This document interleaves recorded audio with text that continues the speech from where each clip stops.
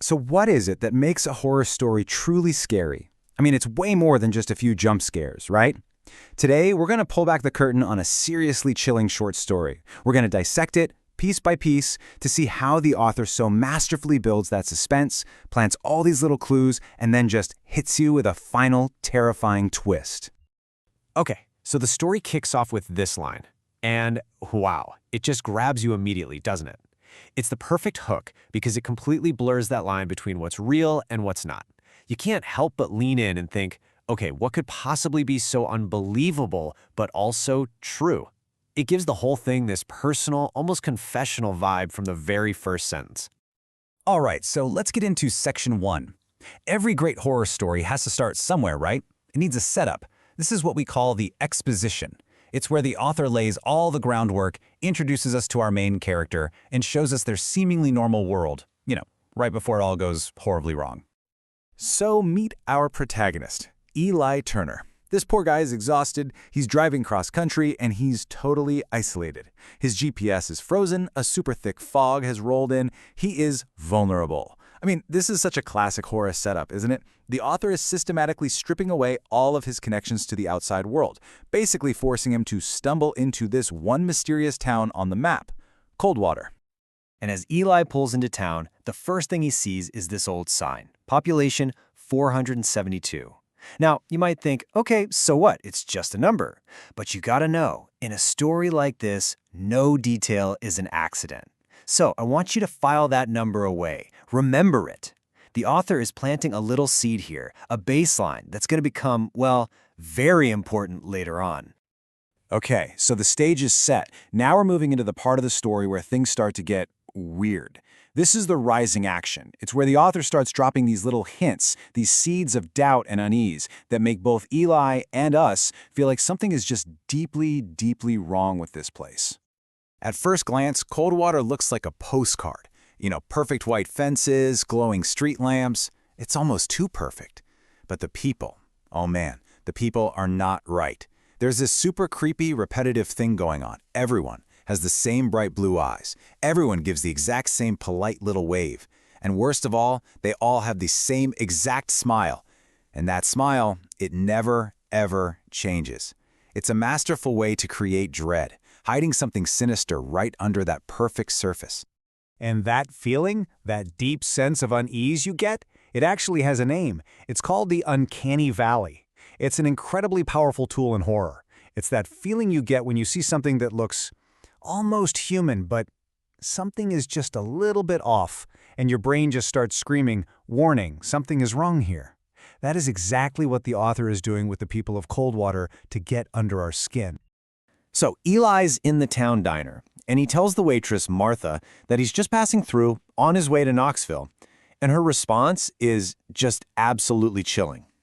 We all once were. I mean, it's so simple, but think about what it implies. It suggests a past, a journey that was cut short. This is really the first clue we get that this town isn't just a stop on the road. It's a final destination. Yeah, that one little line just completely shatters any sense of normalcy. All of a sudden, you have to ask yourself, what were these people before? Were they all just travelers like Eli with their own plans, their own destinations? The implication is terrifying. This town doesn't just welcome visitors, it changes them. And if that wasn't weird enough, Martha then hands him a silver key, and when he asks why, her reason is, for when you get tired. I mean, that makes zero sense, right? It's just another deeply unsettling detail. This mysterious key feels less like a kind gesture and more like a prophecy. Like, what does she know that we don't? Okay, so at this point, that slow, creeping dread starts turning into a very real threat. Eli tries to leave, but the gas station is closed, rusted shut. Then, a man in a jumpsuit just materializes out of the shadows, and he points to this little puncture mark on Eli's wrist that Eli has no memory of getting, and then he says, "You'll sleep soon." Oh yeah, the trap is definitely snapping shut now. And that, of course, brings us to the story's horrifying climax. This is it, the moment of truth. This is where all those unsettling clues, all that building tension, finally pays off in the most terrifying way you can imagine. But first, the author plays a little trick on us. Eli wakes up in a strange house, but his car is outside, all cleaned up and full of gas. For just a split second, you think, okay, maybe it was all just a nightmare, maybe he's safe. And that little moment of false hope makes what comes next so much more effective. Because this is the real moment of truth. Eli goes to a mirror, and staring back at him is one of them. He has the same bright blue eyes, the same perfectly white teeth, and the same identical, unchanging smile. He wasn't rescued. He was converted. He's one of them now, a permanent part of this town's creepy collection. And just like that, everything clicks into place with this horrifying clarity.